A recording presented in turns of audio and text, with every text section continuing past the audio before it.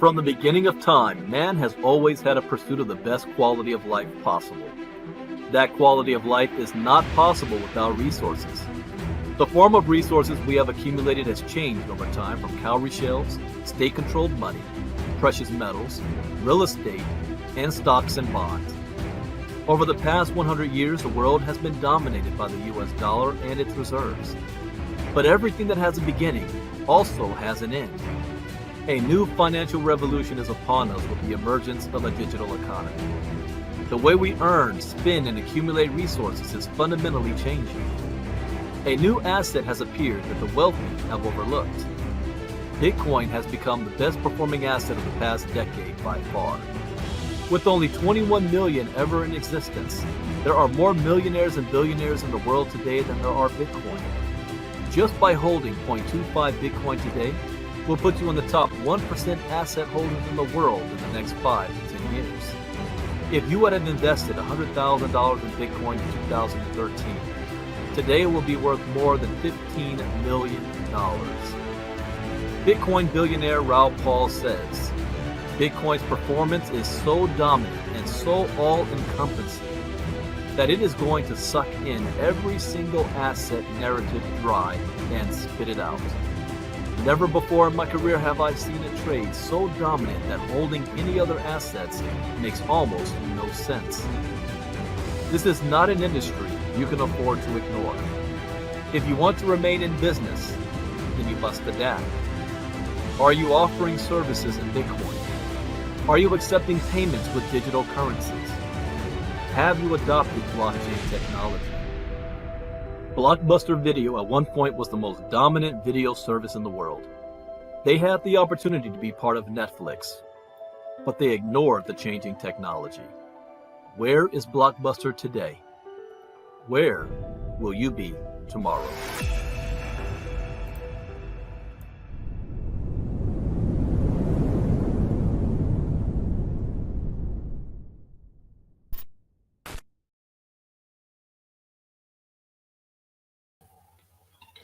All right. Good morning, everybody. Welcome to Early Morning Crypto Talk. Bitcoin Brandon from Los Angeles, California. Go ahead and type in the chat box where you are listening in today.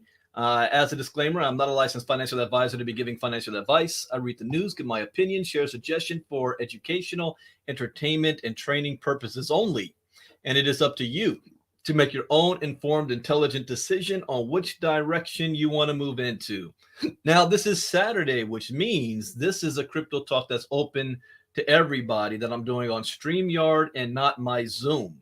So we've got people on Facebook, Twitter, and YouTube, as well as those who have the direct link to this StreamYard webinar today. So thank you guys for being here. So I'm not going to be able to see all of you unless you do type your name if you want to be recognized. So good morning. I see we've got Mr. Albert on the line. Good morning, Mr. Albert. And I see DJ Coulter from Colorado, Kevin Strausser from Georgia. I see Miss Marnita Casa from Colorado, Faye Harris from California, Janelle Appling in Colorado, Sonia Elaine Barnes, Grand Risings from Plantation, Florida. I see Neil Brooks on the line. I see Jacqueline from St. Petersburg, Florida. Oh, Jacqueline's on, listening to me on YouTube. Well, good morning, Jacqueline. I see Melissa all the way from the UK. Morning for us, afternoon for you, Melissa. Good morning. All right, there's been a lot happening in the past week. I got to think, did I do Crypto Talk last Saturday morning?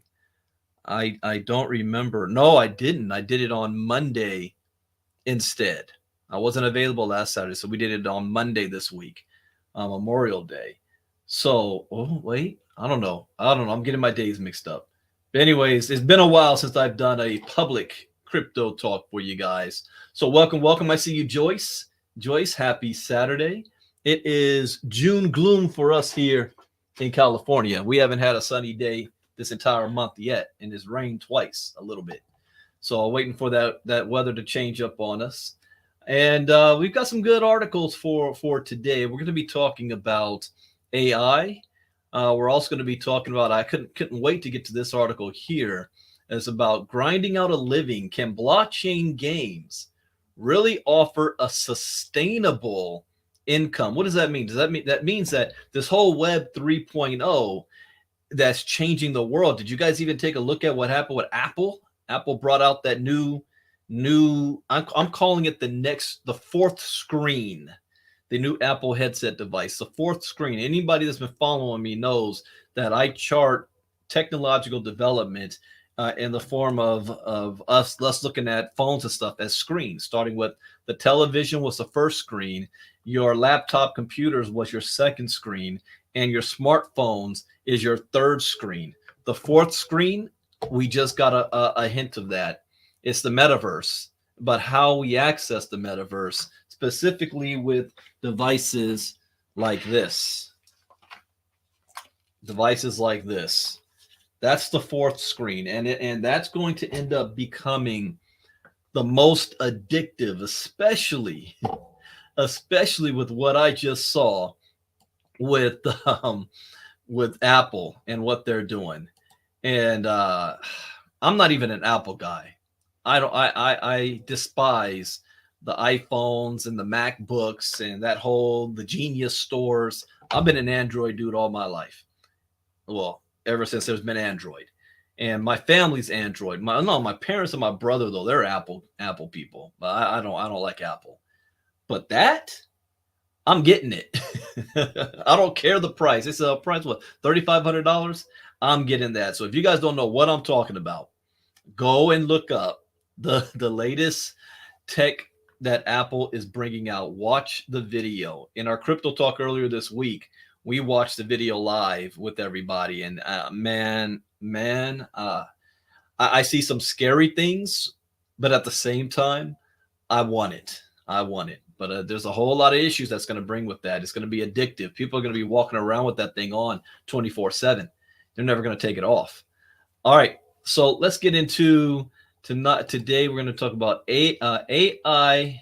Well, let me share screen.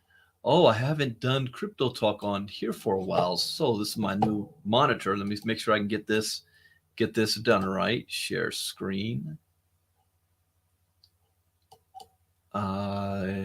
Yeah, the window. I'll have to see how this looks if I do it this way. Okay, should be all good. Should be just my middle screen here. All right, AI could threaten humanity in 2 years. Threaten humanity.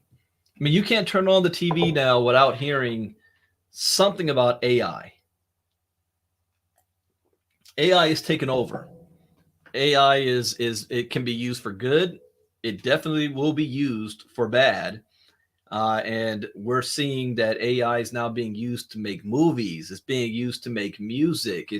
It can mimic you. It's being used for scams. It could scam parents out of money because they think they're talking to their children on the phone. Voice. I mean, what can we trust now? AI's already been used to make political ads, so now it's going to be in the political space. I've already heard defenses that, former President Donald Trump just got indicted yesterday, and there's a tape of him admitting that he has classified secret material that he's not supposed to share, but he shares it anyway. And some of his defenders are saying that wasn't Donald Trump on that audio, that was AI on that audio. I mean, really? So whether it's true or not, you can just throw the doubt out there in the space and make it that there's a question of doubt. So this is a space. If you know nothing about AI, you should definitely be paying attention to. So let's talk about this here. AI could threaten humanity in 2 years. The UK Prime Minister's AI task force said that AI models would need regulation and control in the next 2 years to curb major existential threats. And I agree. I agree with that. But here's the problem. Who controls AI? What jurisdiction is going to put regulation on it? Because at best, or At worst, the only thing you can control is in your own borders, your own country, like what the United States is doing right now against crypto. And the who is the current way platform of attacking crypto right now, of enforcement first, try to squeeze everything. Who is that benefiting? It's not helping America, because crypto is not just in America, it's worldwide. So if you have other jurisdictions that will be friendly to crypto, that will say we're going to write laws and make regulations to enhance innovation, to promote innovation, where the United States is doing the opposite, businesses are just going to go to those jurisdictions. It's not going to stop crypto. I hear people say all the time, oh, the government's going to be able to shut Bitcoin down. No, it's not. No, they can't. They could try to make life difficult for their citizens to engage in it, but it's not going to shut Bitcoin down. United States is almost 400 million people. There's 8 billion people on the planet. Crypto will be okay. When you look at AI technology, I think just like on Terminator, the everybody knows the date Skynet went live. That was the beginning of the end. But I think history is going to remember the date AI went viral, November 2022, the day ChatGPT went live. That ripped the top off of the genie bottle, and there ain't no putting it back in, because now you're talking about a business competitive advantage. So businesses and companies are trying to be the first to get their product out to market, because they know this is a multi-trillion-dollar market. It's going to change the way we live in the future, and they want to be the first. And so some critics are saying we're moving too fast. We need to put the brakes on this AI thing. It's getting a little crazy now. But if the United States does the same thing in AI that it's trying to do to crypto, what's stopping China? You think China's going to listen to the UK or the United States on, we need to put regulation to control it? No. You think Iran is? You think India? You think Russia? You think South Africa? You think Brazil? You think the entire BRICS nations? If I was them, I'd do the opposite, because we're in competition. So there's no putting the genie back on the bottle. You can attempt it. So I want to see, what are they attempting to do? The Artificial Intelligence Task Force advisor to the Prime Minister of the United Kingdom says humans have roughly 2 years to control and regulate AI before it becomes too powerful. I agree with that. Humans, not one country.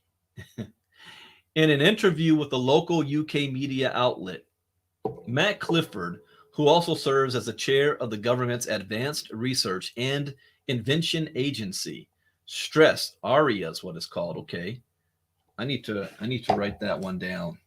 Anytime I see a new term enter the space, I did this when I first started learning about Bitcoin and crypto, all the crypto language. ARIA stands for the Advanced Research and Invention Agency. Okay. So I'm sure that United States will come out with something similar, 3-word agency. So ARIA stressed that current systems are getting more and more capable at an ever-increasing rate.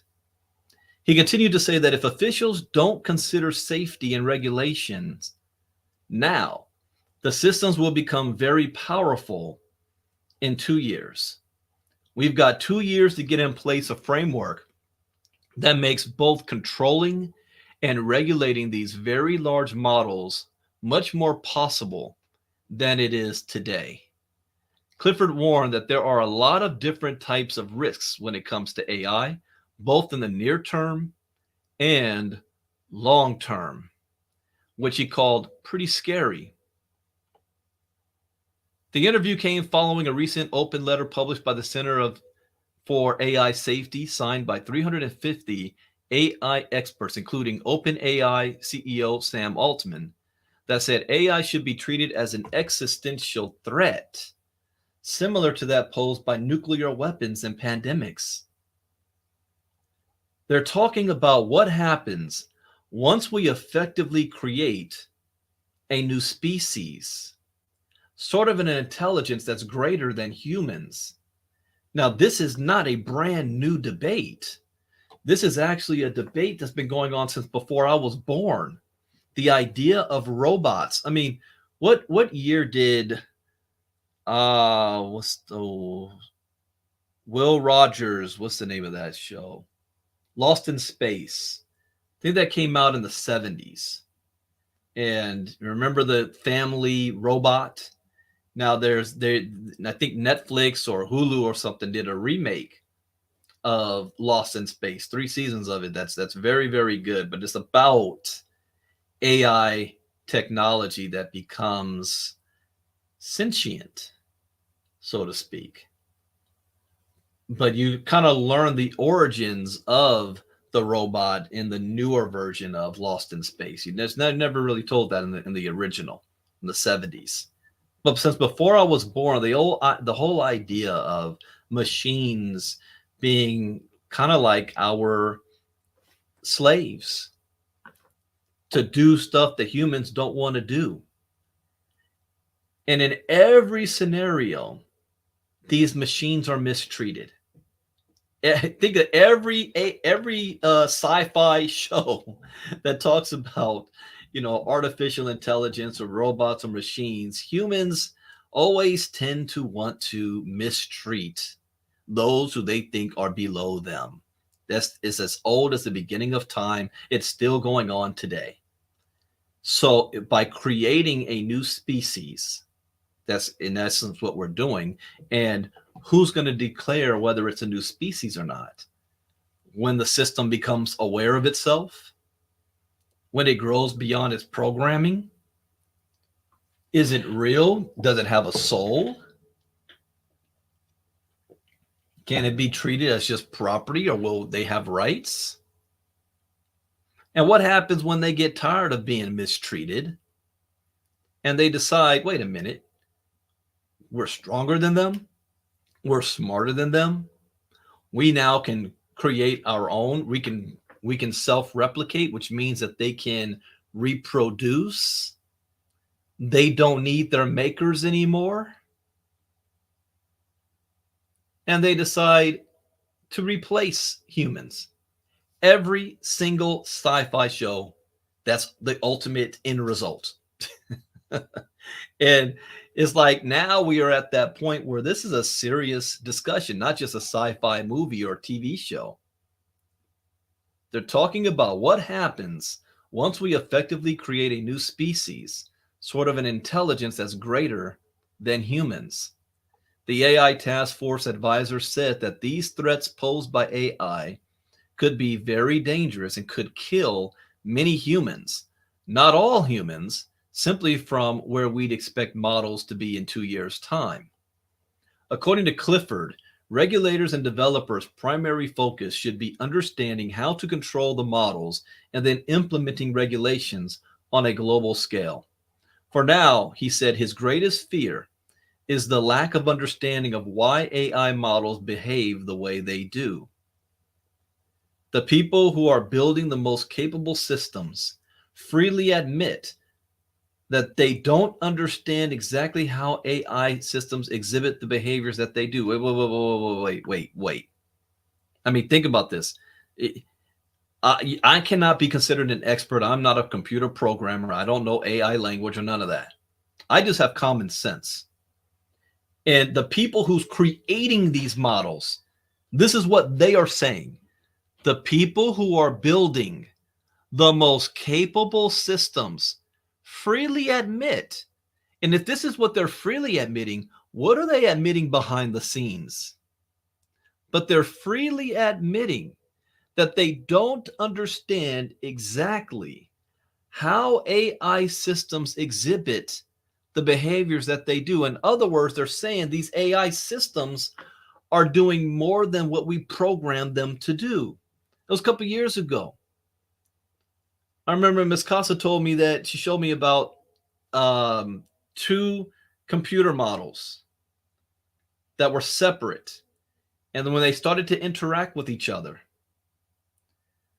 the programmers were monitoring this interaction and then realized that because one of the main coding in AI is that the operator must be able to explain and understand every bit of code, everything that the AI is doing, every decision that it makes. The code's supposed to be able to show why, explain why. And they noticed code that they didn't recognize.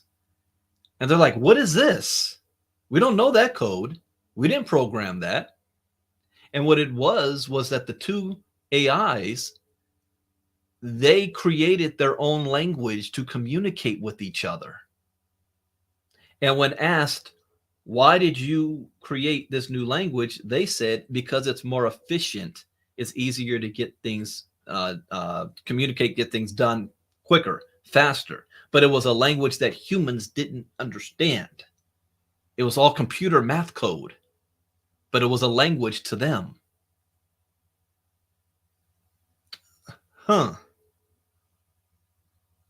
So if they're already saying that this is already taking place now, what do you think is going to happen when they realize that, you know what? Like Dion says there, what happens when AI decides the oppressors throughout history have done enough and make the decision to eliminate the threat? What if they don't even see us as oppressors? Let me break this one down to you. In every AI in the past, AI show in the past, the sci-fi stuff, they have rules, like three main rules that AI is supposed to follow, like do no harm to humans, obey all controls of humans, and protect yourself at all times as long as it doesn't interfere with laws 1 and 2. So protect humanity as well. But Matrix, and I delved into the philosophy of the Matrix in detail. I was so into that. But one of the things that the machines figured out, and Agent Smith says this to Morpheus at the end of the first Matrix, says, there was two things that took place. One, they realized that the first Matrix they created was absolutely perfect. It was a utopia for humanity. Everybody got what they needed. There was no pain. There was no hunger. There was no war. There was no killing. And it became an ultimate failure. It's like, wait a minute, you have a perfect society. Why? Because that is not in human nature. Humans rejected that. And the first Matrix failed. So they created a second Matrix that was flawed, but perfect for humans. The ability to make a choice, even though choice is an illusion. Humans accept something they think they have control over, whether it's a right choice or a bad choice. The fact that they have a choice, they accept it, and they accept the pain that comes with it. That was one thing that they said. The second thing that they talked about, I'm giving you the overview. There's far more details in this, but the second thing they said is they also realized that humanity is a curse to the planet. Said every living life form on the planet has a natural ecosystem, is natural to the world, has boundaries and limits. There's a balance in place. There's one organism on the planet that doesn't follow that balance, and it's called a virus. And the virus spreads, multiplies, reproduces, and duplicates, and it takes over one area and keeps moving moves on when every area that they go into has been consumed, and they keep moving on until there's nothing left. And they realize that by definition, there's one other species that follows the same format as a virus. Humans. Humanity. We consume all resources and we move on. And we are reproducing at a rate that may not be sustainable on this planet eventually. I am not eugenics, none of that kind of stuff. I'm not going down that road. I'm just telling you this is a fact. History has shown it. And recently, we at the turn of, and somebody can look this up for me. What was the human population in the year 1900? I can do it live right now. Let's Google this. Google, what was the human population in 1900? 2 billion people in 1900? So you mean to tell me throughout all of human history, all the way up to the year 1900, 2 billion people on the planet. 123 years later,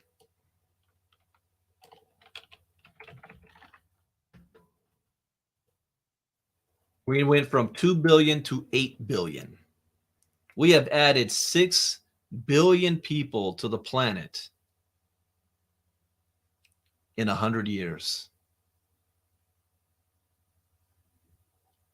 What's the next 100 years going to look like? 16 billion people on the planet? Now, again, I am not one of the conspiracy theories thinking we need to have population control or none of that. I am only just stating a fact here on what's happening. So the AI, after in Matrix, said that their way of saving humanity was, we need to save humanity from themselves. They didn't wipe out humanity. They enslaved humanity. And then they thought they were being compassionate by putting humanity in a virtual world. But they had to do that in self-defense, because what did the humans do? The humans attempted to terminate all AI.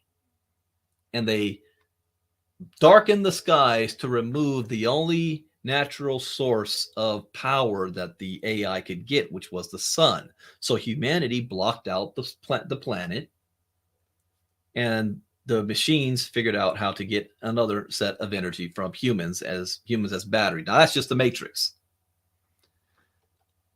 But every sci-fi show that I've seen or write-up or book, they all end the same way. Clifford highlighted that many of the leaders of organizations building AI also agree that powerful AI models must undergo some kind of audit and evaluation process before deployment. Currently, regulators worldwide are scrambling to understand the technology of its ramifications, while trying to create regulations that protect users and still allow for innovation. On June 5th, officials in the European Union went so far as to suggest mandating all AI-generated content should be labeled as such to prevent disinformation. In the UK, a front bench member of the opposition Labour Party echoed the sentiments mentioned in the Centre for AI Safety's letter, saying technology should be regulated like medicine and nuclear power. Wow. Let me read that part again. The UK, a front bench member of the opposition Labour Party, echoed the sentiments mentioned in the Carter for AI Safety's letter, saying technology should be regulated like medicine and nuclear power. Okay. Nuclear power does have a regulation worldwide. There's an agency for that all the countries abide by. I don't know how they're going to be able to do that for AI outside of your borders, unless the United Nations drafts a resolution that all nations have to abide by. But with the polarization of the world, not all nations are going to listen to that. There's an opposing branch growing out there right now to NATO and the United Nations, and it's called the BRICS nations. And they're getting bigger and bigger. They're going to have their big conference in August, in 2 months. So I want to keep an eye on that. All right, you know what I forgot to do was actually look at the crypto chart. So before I go to the next article, let's see what is going on in the crypto space right now. All right, the market cap is at 1.1 trillion, up 0.6% in the last 24 hours. Bitcoin dominance is at 44.7%. Ethereum's at 19.3%. Ethereum has been holding strong at this number. Let's see if it eventually gets to 20% of the market cap. We've got Bitcoin is at 26,600. Ethereum is still right mid 1854. The last 7 days, Bitcoin is down 1%. Ethereum is about flatline. BNB is down 13%. Now they have taken a big hit. Those of you in our inner circle, we've been covering this all week about the SEC targeting Binance and targeting Coinbase. So they're taking a big hit, down 13% in the last week. Cardano's down 9.9%. Doge 5.2%. Solana's down 9%. Polygon's down 13%. Now, why are these tokens also down? Is because the SEC also named that these tokens are considered securities, and they are looking to U.S.-based firms to delist them, or U.S.-based firms will stop offering them because they don't want to be seen as violating the SEC's rules, saying you're selling what we consider a security. Polygon, let's see who else here. Tron is actually up. Tron is up 3.6% on the week, so that's an outlier there. Also Ripple. Ripple and Tron are the outliers, where everybody else is down. Those two are up. Litecoin, Polkadot, Shiba Inu, Uniswap, any other outliers here? Cosmos Hub's down 7.9. Lido DAO's up 5.4. Okay. Aptos is down 9. VeChain's down 10. So let's see who's the worst or the best performers over the last week. Yeah, we saw this earlier this week, guys. Remember in Crypto Talk? And I was like, who in the world is this?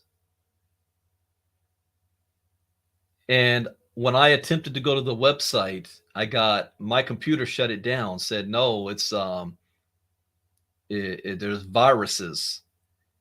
But that was what, 2 days ago?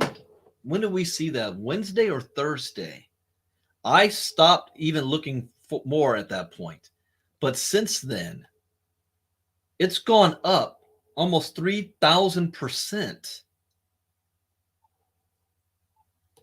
Do we see where this was being sold? Pancake Swap. Is there enough volume for it though? Foob T. Familiar with them. Never heard of that. But Pancake Swap. Yeah, I clicked on this and my computer said no, back out. But with only 9 million tokens, this price could go to the thousands very quickly if it's legitimate. But this is a brand new project. Did any of you guys look into this even further when we saw it the other day? But look at it, did go up freaking 3,000% since we saw it. So had I moved on that, that would have been a big win. But okay, let me look at that again. What was this all-time low?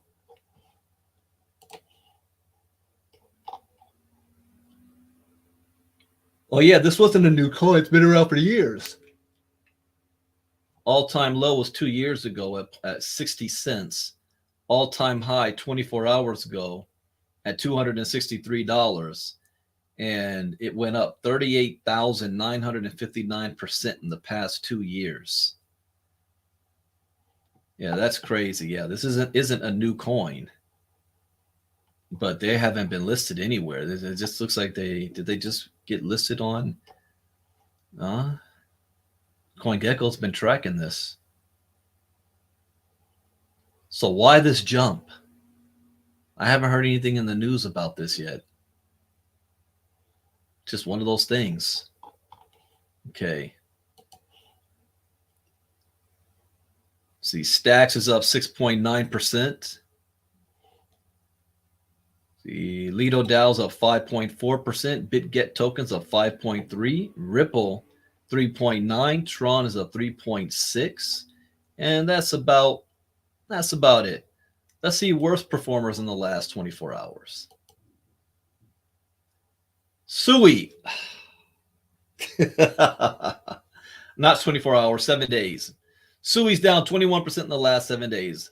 In our inner circle, I was going to use this one for day-to-day trading on, and it just, the moment I started, it's been in nothing but a downward spiral ever since. I haven't been able to do anything with this. Sui. Conflux is down 19%. Algorand's down 15.5%. Render's down 14.8%. Pepe's down 14%. So look at all these in the past week. They're all double-digit red. So the market took a hit this week, and I think a lot of that still has to do with the SEC charging Binance and Coinbase. And speaking of that, before I get to the next one, there's two I wanted to look at real quick here. One, Ripple. Ripple case is more crucial than ever amid Coinbase Binance SEC crackdown. Whether Ripple is ruled as a security or not in the Ripple case will certainly have an influence on the two latest crypto exchange lawsuits. The judges presiding over Coinbase and Binance lawsuits will likely watch the results of the SEC versus Ripple case closely. Crypto lawyers that told Cointelegraph, Ripple has been in a legal battle with the United States SEC since December 2020, with the regulator alleging that Ripple offered unregistered securities via XRP since 2013. On June 6, the SEC filed a lawsuit against Coinbase, also alleging that it has been offering unregistered securities. A day before, it filed a lawsuit against Binance containing some similar allegations. Lawyer James Murphy, known as Meta Lawman on Twitter, explained in a series of tweets on June 9th that a favorable outcome for Ripple could undermine the entire basis for the SEC's case against both Coinbase and Binance. It says the stakes just keep getting higher for the ruling in SEC versus Ripple. Here's why. If Judge Torres rules that Ripple tokens trading on secondary markets are not securities, it would undermine the entire basis for the SEC's case against Coinbase and much of the Binance case. However, he also warned that before anyone gets too excited, a ruling by Judge Torres in the Ripple case would not be binding precedent for these recent filings. Why not? This means that the judges for the Coinbase and Binance lawsuit will not be bound to rule the same way, as only decisions of the Court of Appeals and the Supreme Court have that influence. That is true, but the lawyers can still use the same arguments in defense, which then will go to the appeals court. So a precedent has to be set first. Speaking to Cointelegraph, pro-XRP lawyer John Deaton believes the SEC is well aware that Judge Torres' decision in the Ripple case will be published in the very near future. Deaton believes that the SEC purposely filed these new cases ahead of that result, in case the regulator faces an unfavorable outcome in the Ripple case, stating, I believe the SEC wanted to get those cases filed before that decision, just in case it is a bad result for the SEC. Okay, so possibly causing it to lose some political and legal money. Okay, so in other words, layman's terms, the SEC is nervous that they might lose this Ripple case. So before anything goes to appeals court, because what will happen was if the SEC loses, they can appeal it. Once it goes to the appeals court, then the appeals court confirms the ruling. Then it becomes precedent. If they can launch these cases before the end of that case and before the appeals court has any time to rule on it, then these cases can be settled without that precedent. So I see what he's saying there. He's right. So the SEC may be a couple things. They may be nervous that they're about to lose this Ripple case, but also I think they have different marching orders right now. And Gary Gensler let the cat out the bag. He said, look, I'm doing all this because we're trying to bring CBDCs. That's the goal. That's why the Fed is messing around with the interest rates on, and that they know is going to hurt the banks. Talk about legalized gangster stuff here. Why are the smaller banks failing? How's that possible? You say, well, they made bad investments. What did they invest in? These smaller banks invested in government-backed bonds that are the most secure out there.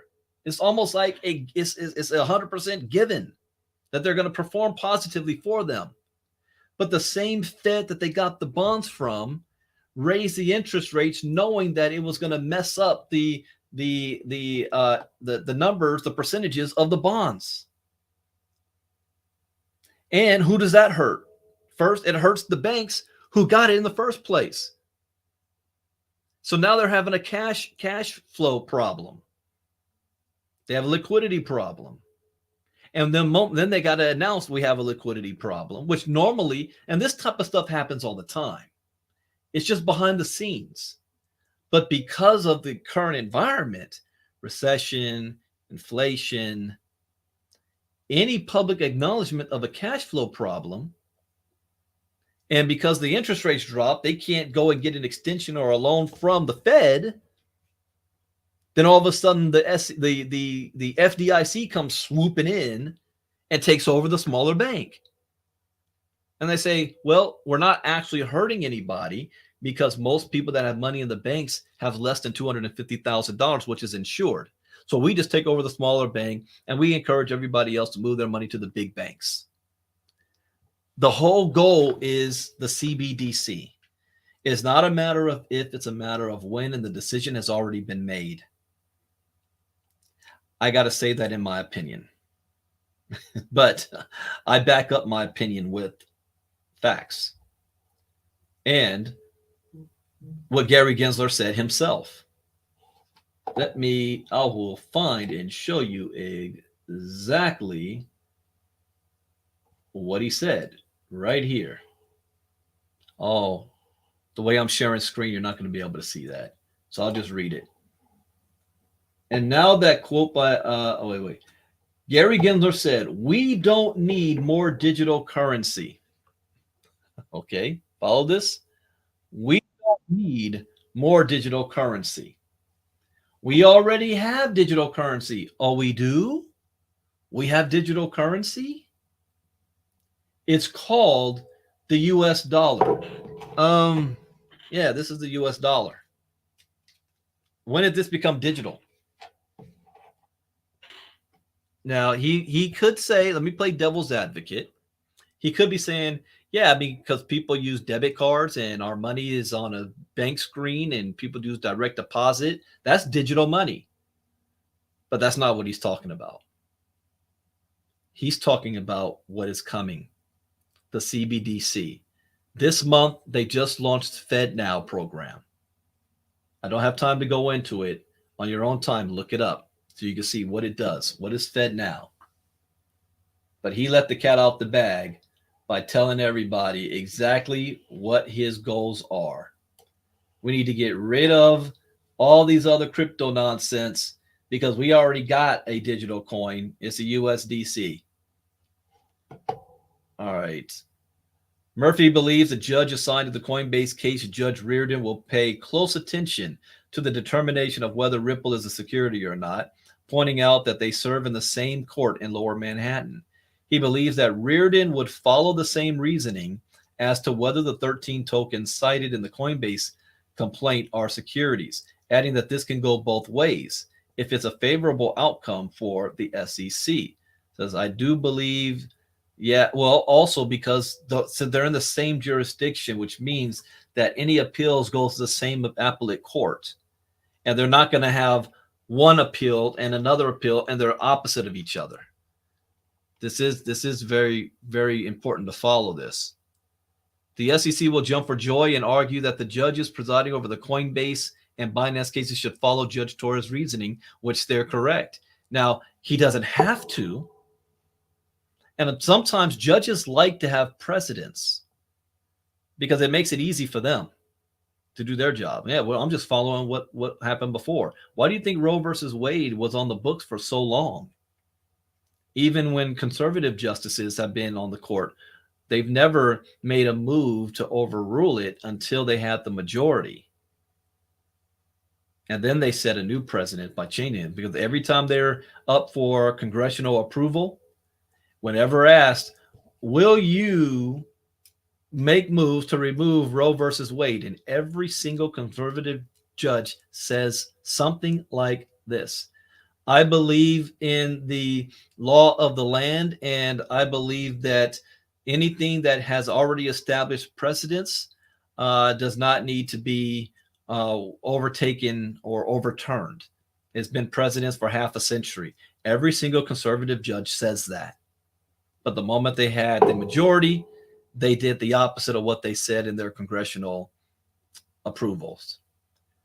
So here, there's no precedent set yet. And Judge Torres will be the first to do it. And so when he does it, the other judges aren't going to, unless there's politics being played, they're not going to go against that. If they lose badly in the Ripple case, they go forward with Coinbase and Binance with a substantial judgment against them.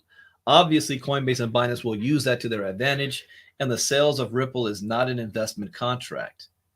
Deaton noted that he actually predicted back in 2022 that the SEC would sue Coinbase and Binance. By the way, the SEC was approaching the Ripple and XRP case. I said this early last year. It's why I pulled all. I don't have, wait, I might have a couple $100 sitting on Coinbase, but I don't use Coinbase as my wallet. And I took everything out of Binance 2 years ago. Actually, 2 years ago, I took everything. I did have a bot running on Binance. I didn't take that stuff out till last year. And I've never believed, I've been saying this since day one, I believe Coinbase is going to ultimately fail. I mean, Binance is going to ultimately fail, and CZ is going to end up either in jail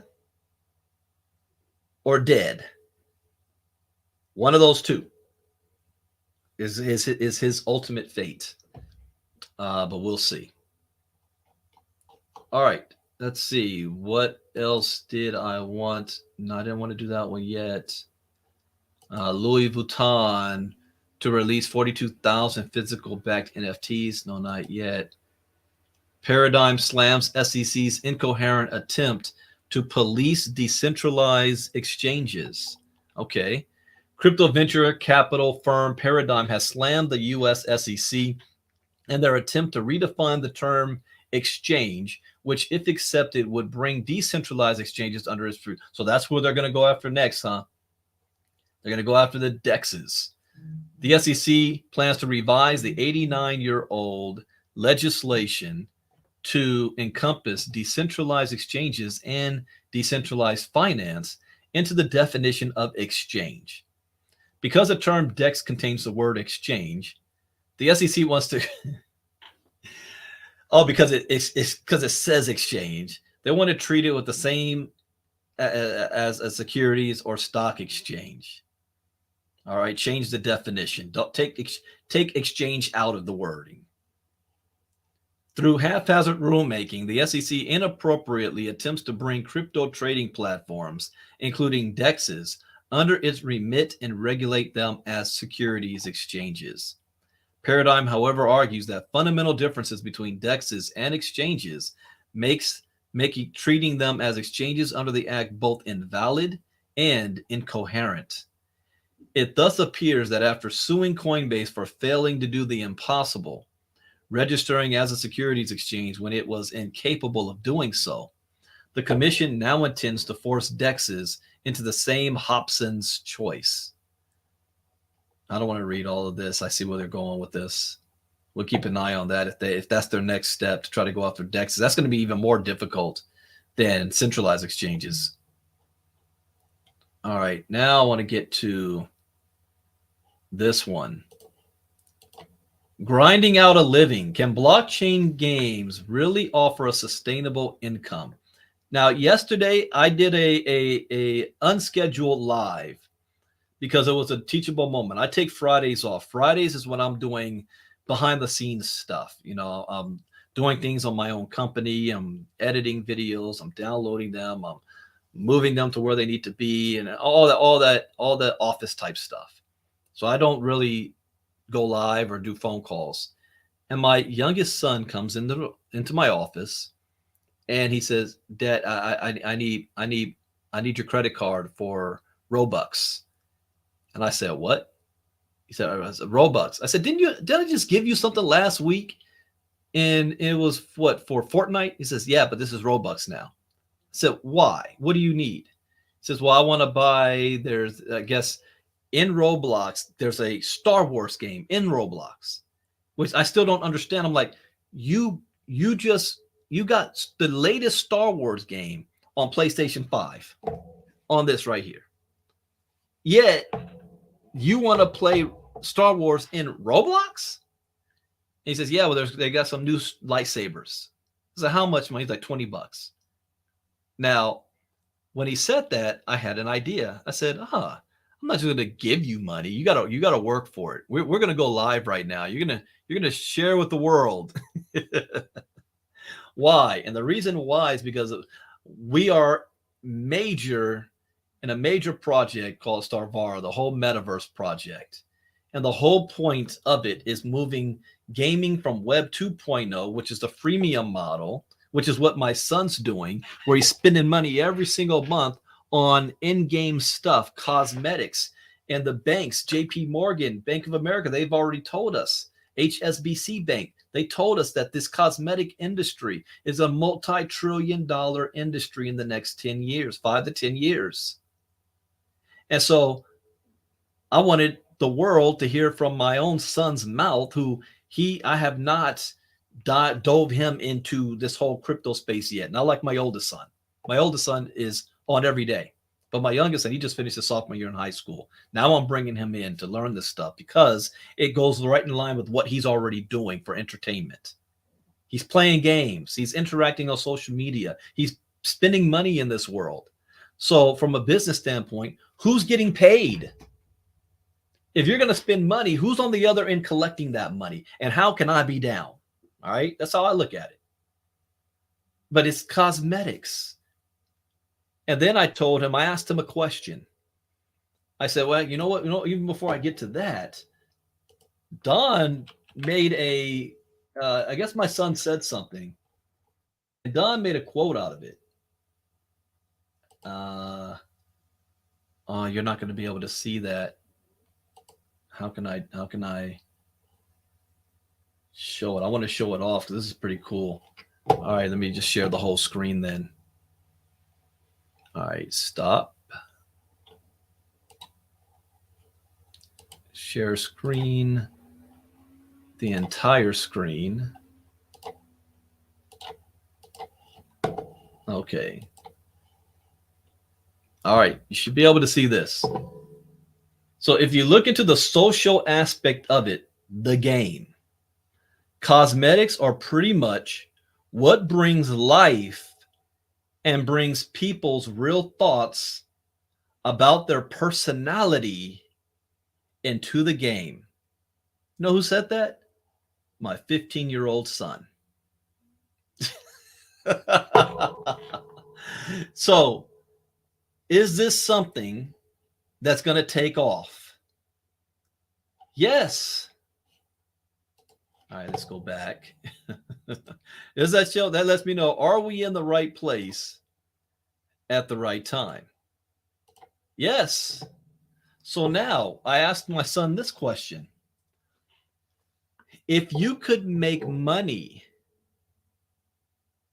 playing the same games you're playing right now, would that interest you? And his response was, yes, I just play it more.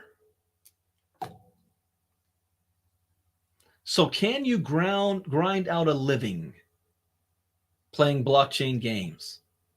Blockchain gaming executives believe the law has not yet caught up with the concept of earning a living through gaming. What do you mean that the law? Let's see what they mean here.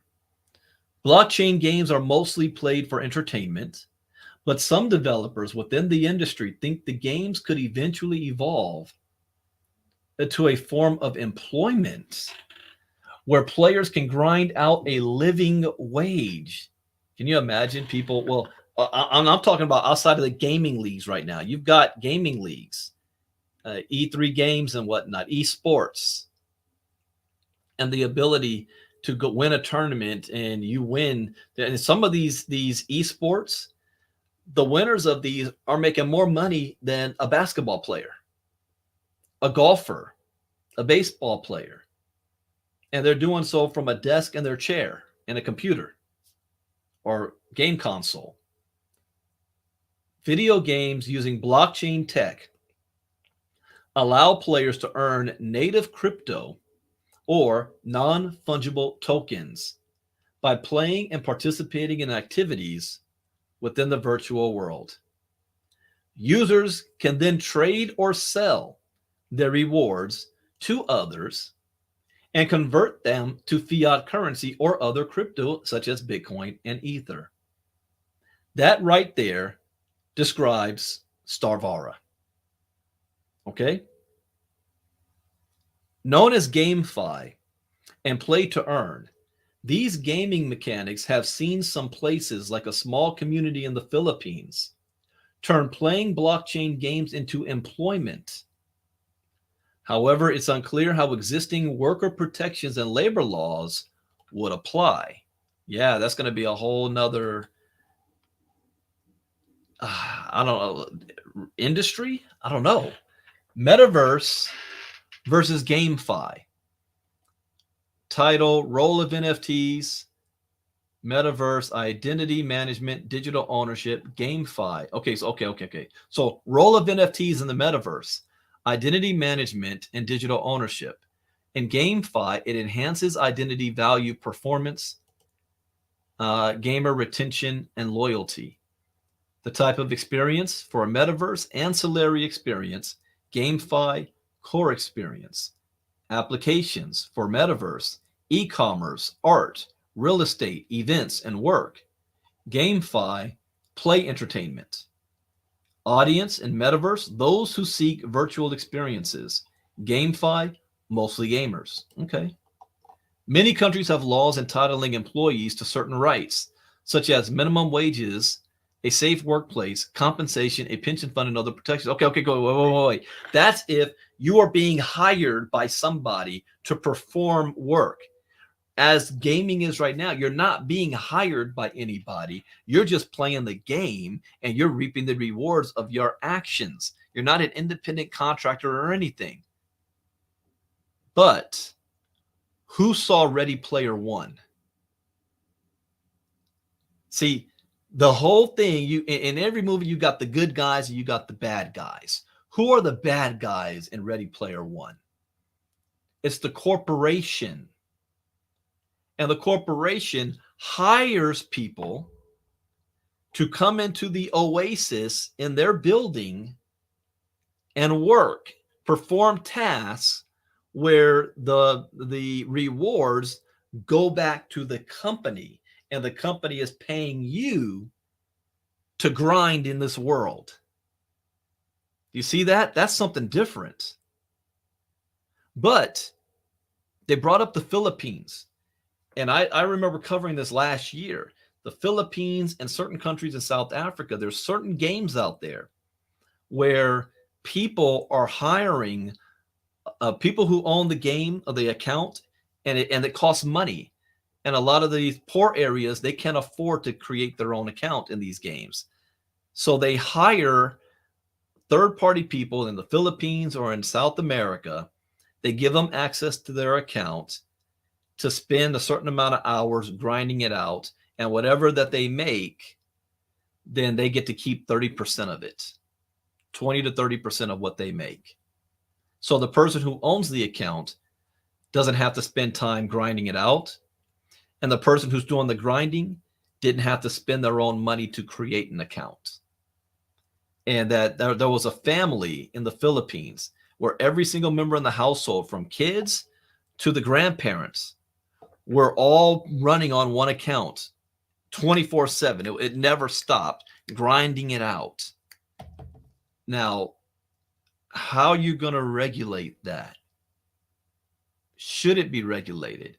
Will we have corporations that do exactly what happened in Ready Player One? What if there is a game out there where you can make so much money that you start to have groups that organize together, like clans or guilds, and they start taking this thing more than just entertainment. They take it serious and create a whole business around it.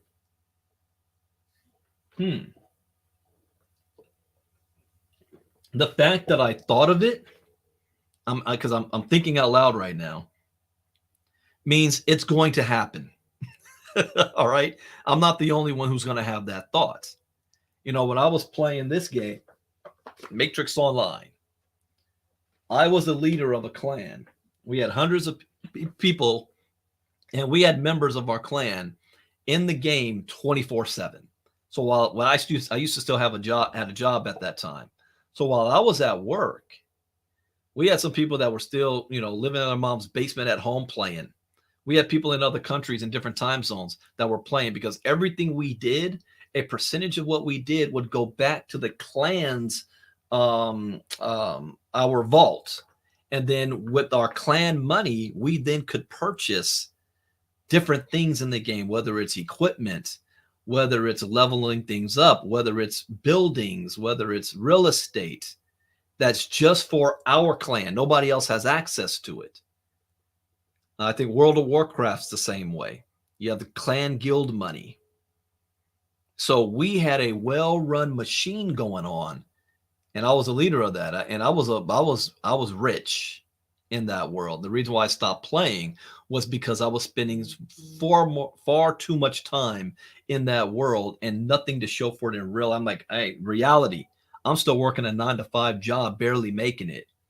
But for me, life was more exciting in that world, because in that world, I was a superstar. I was the leader. I was rich. I had all of this.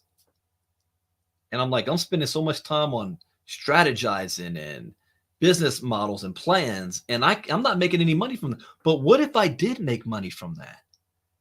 What if from that operation we had going on, I was able to pull out real money? I would be making more money from that game than I was on my job. A whole new unregulated frontier.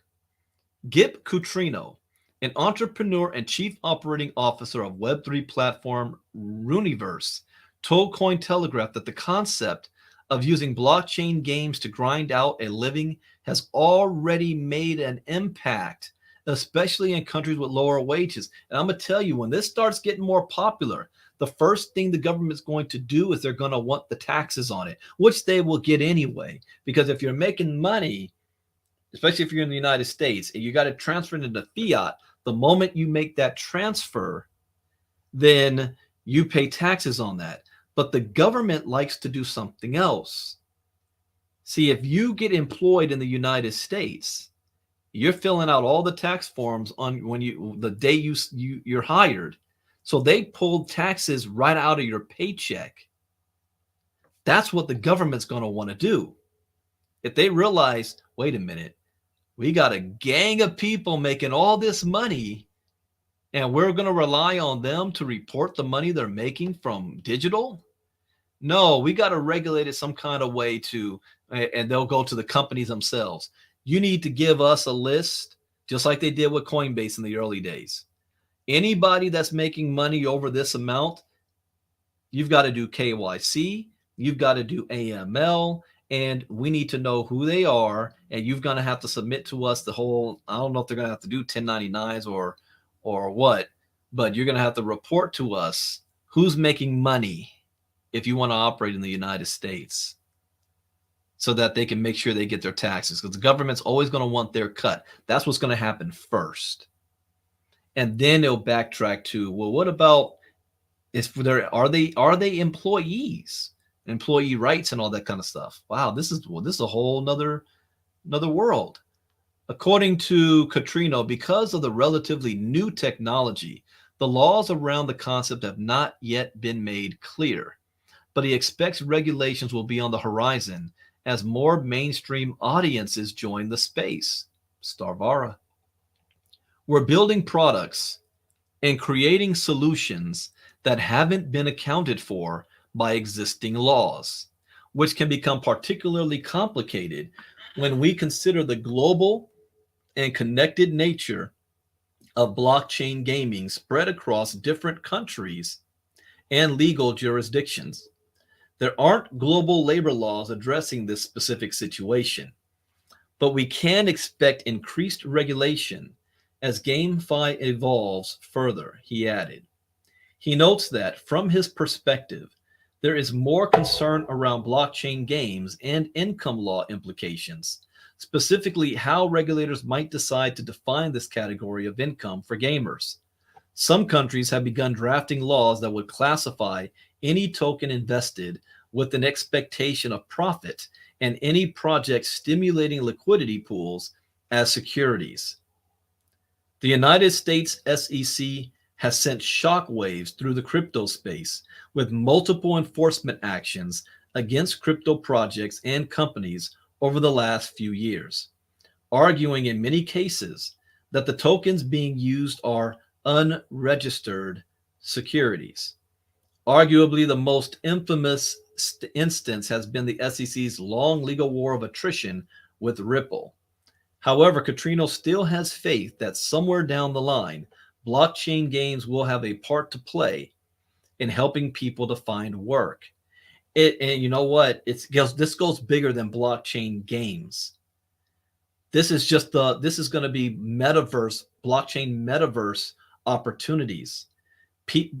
Whatever your 9-to-5 job is right now, do you realize that AI, when it's fully mature, is going to replace more than 40% of all service-based jobs right now? What if people are now using the metaverse to go to work? So this is more than just somebody playing a game and making money. What about if there's metaverse and there's tasks in metaverses where people can go in and perform tasks and make money, and it's not even the game itself? What if it's a country doing it? What if it's a government doing it? What if it's a business doing it? Your imagination is the only limit. And I don't have a very good imagination, but on this, my imagination is huge. I'm projecting right now where this is going. And you're going to end up having, like, let's look at North Korea, for example. They have an entire part of their government, official government, and their only goal is to hack and steal crypto from other people around the world, sponsored by the government. That's their only goal. They target mainly South Korea, but Japan, United States, everywhere around the world, to steal your crypto. That's their job 24/7, hired by the government to do so. What do you think corporations or organizations will do with the metaverse if you can coordinate a group of people? And if you've got a group of people on a task, you got a huge benefit. This is why the Interpol has created a presence in the metaverse, and I have that in one of my lessons. Interpol and the metaverse. As a matter of fact, this month's 5-day challenge, which is in 2 weeks, the exact date is June 26. 3 weeks. June 26. And on June 26, that whole week, we're going to be doing metaverse topic every night. One of the lessons in my metaverse series. You don't want to miss that. There's no cost for any of you that is not part of the ILCA community to be down with that. There's no cost. All you have to do is go to ilcachallenge.com, ilcachallenge.com, and register. And I would strongly suggest that you do. But the potential for this is the future, and it's still wild, wild west right now. Look at this. The potential for genuine, impactful employment opportunities in GameFi is massive and only poised to grow from here. The real value in terms of employment opportunities in the GameFi space heavily relies on its tokenomics and circulation for it to generate income streams that replace traditional wages while ensuring the sustainability of the game's growth. Well, Minecraft or Fortnite, Roblox, these games, people are spending anywhere between 50 to 80 bucks a month playing. And there's 774 million players per month. And 80% of them are all spending money on, like my son said, cosmetics. This is why they're making billions of dollars. But what happens when these players are starting to able to make some money? Now, what I don't know is that potential of how much money you can make. It's one thing if you're making an extra 50 bucks here or 200 bucks there. But what if some kid is making 20K a month playing a game? What if a group is pulling in $1 million a month in a metaverse gaming world? Huh. You don't think that's not going to happen? What is the tokenomics? How big can this actually get? The industry still has a long way to go. Speaking to Cointelegraph, here's another way. What happened with YouTube?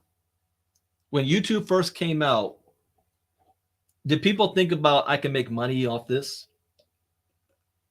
Or was it just a way for entertainment, for people they could upload their videos and share with friends and look at everybody else's videos?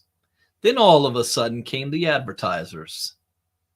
And the advertisers were saying, hey, you know what? You've got 100,000 people watching every video you do. I'm willing to give you some money if you let me put advertising in your video. And now all of a sudden, the users are monetizing their own content videos and making millions of dollars. Look at Country Wayne. Look at Dax. They don't have any deals with Netflix or record deals. So they're making millions off of their own content on YouTube. What do you think is going to happen in the metaverse? If, let's say, Starvar, for example, and you built yourself a world and you've got 1 million people a month visiting your planet. And some advertiser says, hey, listen, I'm willing to pay you, 50K a month if you let us put branding where you've got your most traffic in this metaverse world. You think I'm going to say no? The sky is the limit on the, your mind is the limit on this. Game farmers that spend time playing to sell back precious items is also very common, but not legal. This is the difference between Web 2.0 and Web 3.0. See, there's a whole black market industry of farmers doing this. And what do you mean game farmers? I mean people that go in the game and all they're doing is grinding. They're doing menial tasks that doesn't give you a lot, but if you're doing it constantly, it adds up. And then they're turning around and they're selling those precious items on the black market. The metaverse and blockchain technology is now creating an entire ecosystem that allows for an online gaming community. What's the word I want to use? Marketplace, if you so will, that's in the game as part of the system. So that if you are farming stuff, you can then sell those precious items legally. True ownership through Web3 games will change that into a viable, legal job. Esports. And do you remember the last showcase of Starvara where they talked about esports integration? Esports, or electronic sports, is a form of organized competition via video games with some pro players earning millions in prize money. And what is the first thing that's coming out with on the Starvara side? The Battle Royale. They're going to be very big on doing all of these organized competitions. So let's look at this. In 2014, the prize pool, 10.98 million in 2014. International. Fortnite World Cup in 2019, 15.1 million. Fortnite. The internationals go all the way up to 2021. You went from 10 million to $40 million in prize money. 40 million.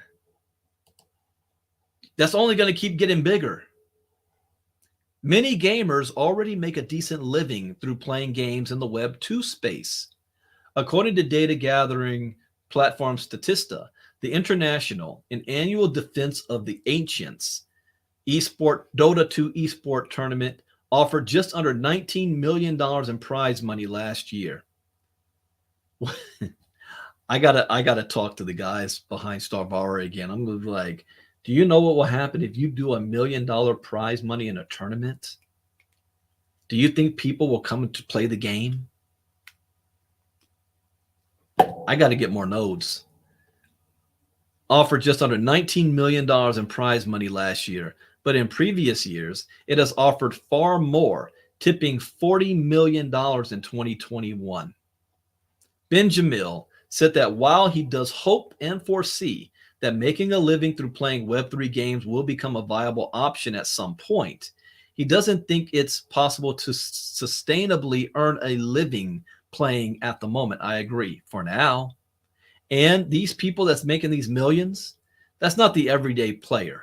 Okay. These are professionals. This is all they do. It's like professionals in the skateboarding or biking realm. You know, they get sponsored by different groups and that's all they do is play. He believes that for it to be viable, it will require a well-designed token economy. What did you just say? A well-designed token economy. I need to get me some Vara gear. I need a Vara hat. I need some Vara t-shirts.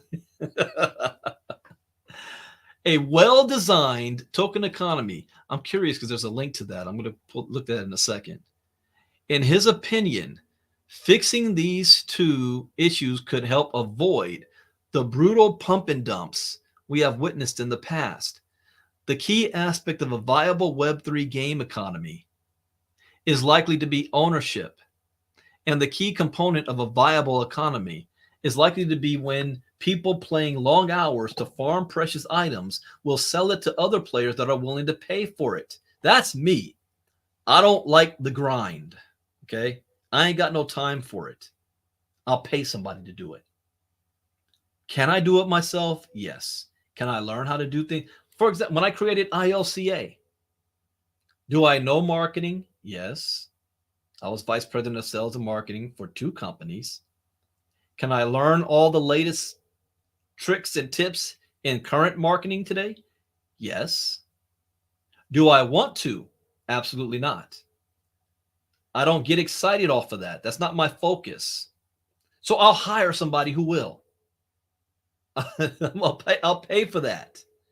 So same concept here. In the game, I would rather, because I don't have 5 hours, 10 hours to be playing games all day. I want to come in and get things done. So I'm going to pay for the items. Somebody else already did it. You guys understand what I'm saying here? Is this making sense? Ultimately, Benjil said video games are meant to be fun, and ownership for players is the primary added value of Web3 games rather than earning wages. It is likely that it will evolve a lot before we reach a viable long-term job opportunity. I agree. A lot of Web 2 games have been successful in establishing a sustainable economy in their game in the past, and I believe that we will see similar viable models emerging in the near future. Oh, yeah, Starvara, there you go. Still too early to know. Wait, before I go there, I wanted to see this. WEF panel discusses the coming tokenized economy. Oh, no, this is short. Real short. Okay, let me read this real. Well, how much longer do I have on this? Okay, let me finish this out. Then I want to go to that. Still too early to know. Then I'll be done for today. Carl Blomsterwall, CEO of Nibiru Software, the Web3 developer behind the strategy game Planet 9 IX, shared similar sentiments about it being the early days for blockchain games where they stand legally. Blomsterwall told Cointelegraph that the Web3 gaming space is still very much in its infancy, which makes a separation between gaming and labor hard to define. As the adoption increases, and especially if or when users prioritize GameFi over traditional labor, regulations will be adopted to encompass GameFi and play to earn, he said. This is especially true for free-to-play models where users don't need any significant buy-in to start playing the game. Blomsterwall said the blockchain games are already starting to evolve past the initial stages into something that could be more sustainable as an employment opportunity. However, he noted that this is like everything in the world. The first wave of something new rarely breaks the mold and succeeds, but the industry still has a way to go, both in terms of regulation and development. You need first movers. Yes. Then the key is for projects that come after to learn from the previous experiences. That's like Yahoo was first, then you had Google. Blockbuster first, and you had Netflix. MySpace was first, and you had Facebook. GameFi and its value in terms of potential employment might be a contested topic at the time being, but thinking that it is not going to evolve and become a very relevant means of employment also feels like agreeing with the skeptics when Amazon first launched their online bookstore. I'm going to save this article. This is going to be useful for me in the future. So yeah, this is one to save. And let me go to this one here. The World Economic Forum discusses the coming tokenized economy. The panel included the CEO of Circle, Finland's Minister of Transport and Communications, and other industry personalities. In a wide-ranging discussion, a panel of blockchain industry personalities at the World Economic Forum concluded that the economy will become increasingly tokenized in the future. Carbon credits, housing, electricity, government bonds, foreign exchange, and other real-world assets will be traded on the blockchain, according to the panel's participants. And this all has nothing to do with gaming. Gaming is just the intro into this world.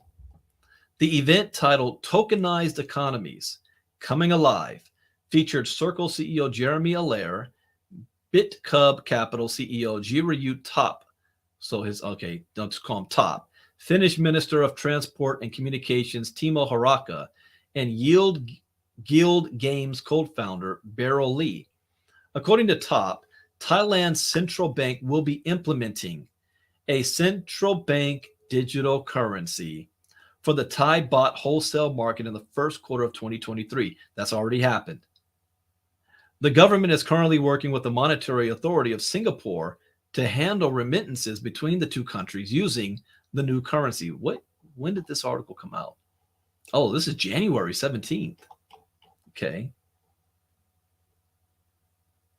He also said that the Thai government is working on an investment token license, separate from the current crypto license, that will allow entrepreneurs to tokenize all kinds of values, including government bonds, carbon credit trading, foreign exchange, electricity units, and other assets. Top explained that this means tokenization will be the foundation of the digital economy going forward. Harakka said that self-custody of data will be an important issue moving forward. According to him, an association in Finland was created in 2014 called mydata.org that intended to allow users to exercise ownership and control over their data. However, most of society is still currently focused on privacy instead of data ownership. So projects such as these have yet to gain as much traction as they otherwise could. One questioner at the event asked what the participants thought was the most exciting thing they expect to be tokenized next. Allaire responded by saying that he thought many brands desired to turn their proprietary loyalty point systems into blockchain applications, taking them from a closed loop system to an open loop system that could be interoperable with systems used by other brands. All of the participants were generally optimistic about the future of tokenized assets, but they also seemed to agree that clearer government regulations and better user interfaces will be needed to make the tokenized economy a reality. I agree with that too. You could have tokenized real estate, tokenized homes, tokenized healthcare. Everything's going to be tokenized. Get ready for it. All right, so that is the end of Crypto Talk for today. The next Crypto Talk I do will be on Monday. And on Monday morning, that's going to be for the inner circle. So you definitely, if you guys like this information that we're sharing in the Crypto Talks, because Saturday I do it publicly, then Monday, well, I want my screen. Yeah, there we go. Then Monday, we will be back to do it for our inner circle, but that's for our own private group. $49 a month to be a part of our inner circle to get this every single day. I am doing a live training tonight for our members in our Starvara community. That is going to be at 8 p.m. Eastern, 5 p.m. Pacific tonight. We'll be doing a Vara presentation tomorrow night, same time. And I'm going to end by playing a little clip, since that was the topic today with blockchain gaming, so you can see what it is that we are doing and what we're excited about. This is, in my opinion, the future. You know what? It's not even my opinion. This is the future, flat out. So with that, I hope you guys enjoy the rest of your weekend, and I will see you, those of you, later on tonight. Bitcoin Brandon out. Bye-bye.